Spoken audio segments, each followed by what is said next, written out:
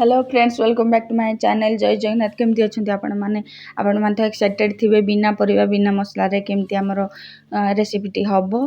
Fast आपड़ बेसन नहीं, बेसन पैकेट बेसन नथिले आपण बुट डाली ग्राइंडिंग करके नहीं, देन पियाज नहीं, लुण मिक्स करके ताकू छाणी नेबे। देखंतु छोट छोट छाणीबे। आपण सोडा ऐड करि परिबे या तो सोडा स्किप करि परिबे। लाइक तो करि साथिबे। पकुड़ी छाणी सारिला परे आपण पियाज काटि नेबे, टमाटो काटि नेबे। टमाटो आपण स्किप करि परिबे। टमाटो सॉस ऐड करि परिबे। फास्ट कड़ाई बसे नेबे, सोरिष तेल ऐड कर नेबे। क्वांटिटी अनुसार सोरिष तेल ऐड करिवे आपण जतिकी खाइबा पय पसंद करंती। देन जीरा, कंचा लंका, पियाज ऐड कर नेबे। पियाज फ्राई हैला परे टमाटो ऐड कर नेबे। देन देखंतु किछि टाइम फ्राई हैला परे आपण जीरा पाउडर, धनिया पाउडर, हल्दी पाउडर, चिकन मसला स्किप भी करि परिबे। करी मसला क्वांटिटी अनुसार लुण ऐड करिकी ताकू फ्राई कर नेबे।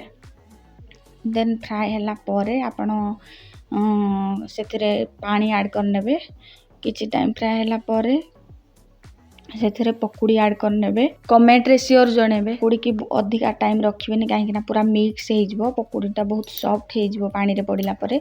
सो पकुड़ी की अल्प टाइम पानी रे छाड़ी की गैस को बंद कर देबे। मेथी पत्र, धनिया पत्र ऐड कर नेबे।